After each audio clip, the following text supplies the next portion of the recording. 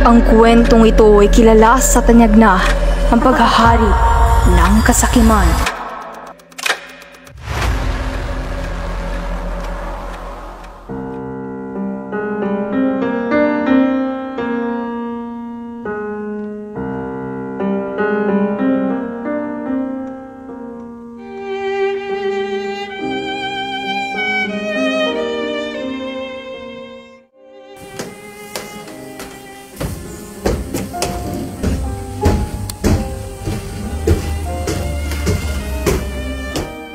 Tony Para, kumusta ang may sakit? maupo ka muna.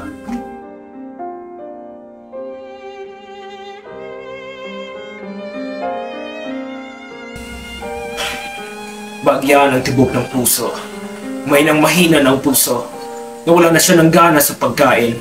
Pinagpapawisan siya ng mabuti sa madaling araw.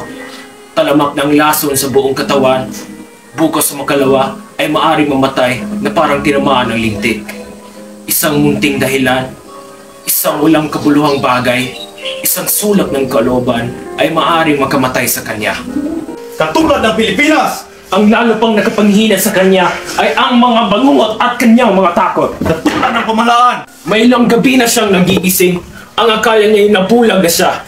Nagpalahaw at tininisan niya ang kanyang kapalaran. Pinaratangan niya akong dinugot ang kanyang mga mata.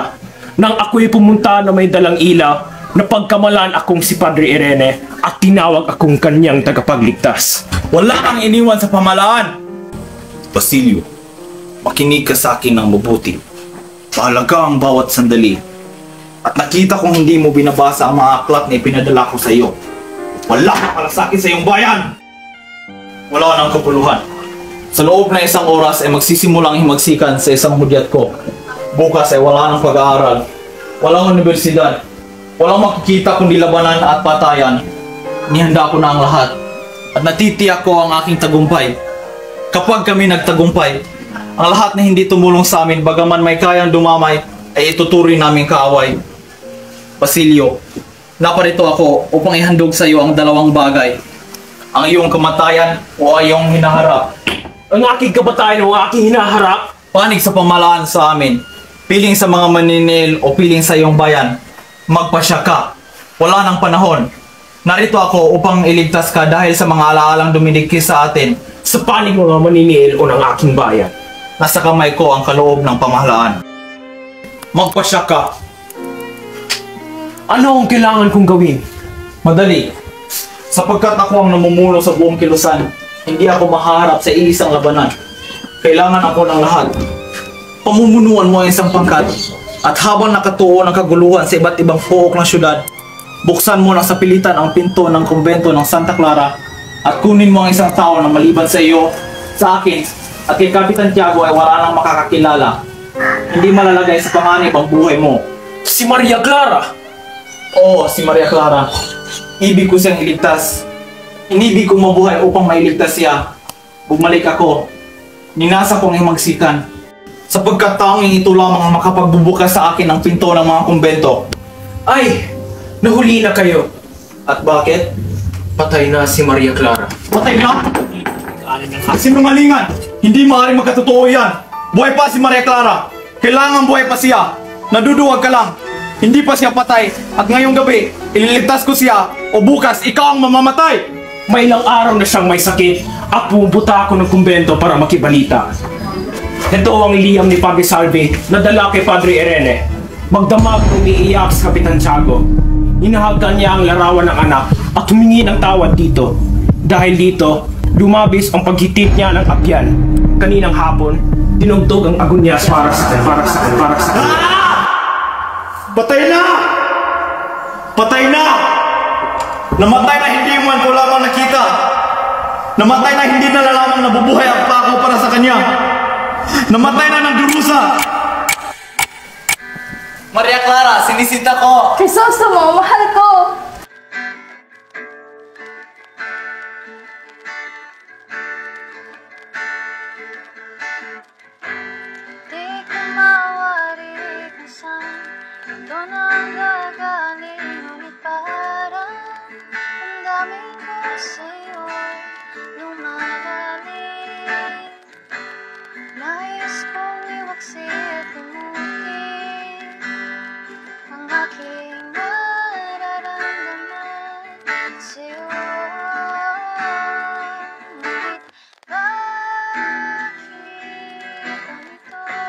Pinipilit kong tanggalin kadenang nakatali sa ating nakaraan.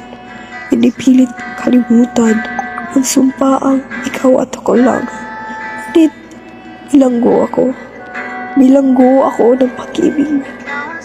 O Maria Clara, ba't mo ko iniwan? Nandito pa ako. Kaawa-awang tao. Alam mo ba, patay na raw si Kapitan Tiago. Talaga? Siyang tunay. At alam mo rin ba, kinulong raw si Basilio. Hays, nakalulunos na binata. Kumusta naman si Huli? Nako, pinalayas ko na yun. Bakit? Ayaw ko kasi maging kalaban ng mga praile kahit pinilit ko siyang humanap ng pambayad ng utang niya para sa akin.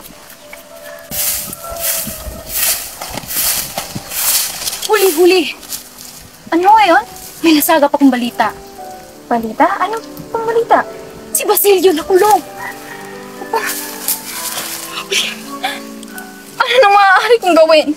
Wala na si Kapitan Tiago. Nakulong pa si Basilio. Sino na tutulong sa akin? Paano kaya kung humingi tayo ng tulong sa kawani? Maaari po kaya?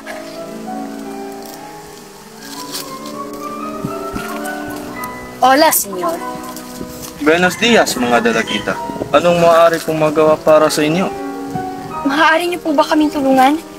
Ito po ay tungkol kay Basilio. Nakulong po kasi siya sa Maynila. Sa Maynila? Naku, hindi ko kayo matutulungan dyan dahil hindi ko sakop ang Maynila. Ang payo ko lang sa inyo ay ang tulong ni Padre Camor.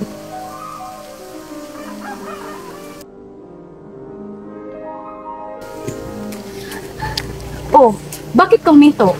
Nagdadalawang isip po talaga ako. Ayoko po talaga. Hindi pa po ako handa. Pasensya na po. Kung ayaw mo, hindi naman ako ang may utang na loob kay Basilio. Kung yan ang iyong desisyon, sige, hayaan mo siyang ipagtapon at barilin. Kung patay na, ikay malululong sa pagsisisi. Ba't ka na naman nagdadalawang isip? Ayoko po talaga.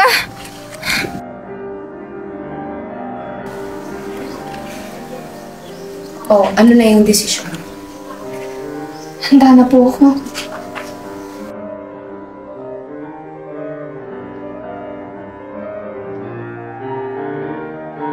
Hola, dalagita. Wala, Padre.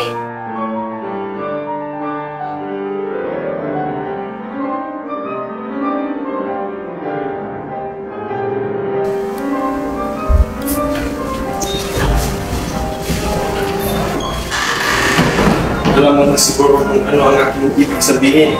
Ipagpamanin niyo, Padre. Ngunit kailangan ko na po palang umalis. Pasensya na po sa abala. Huwag ka umalis! Saan po ako, Padre? Muli mo palit sa paglaya ng iyong nobyo. Di ako ganyang babae. Anong sinasabi mo? Huwag po, Padre! Huwag po!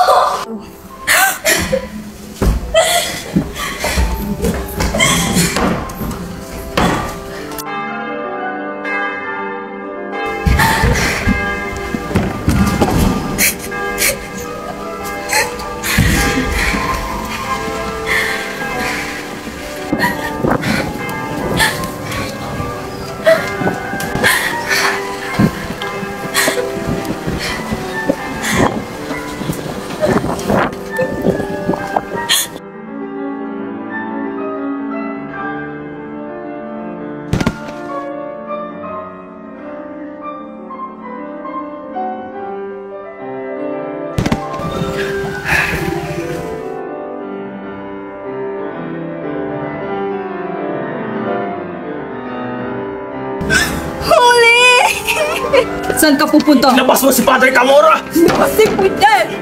No, si Puyen!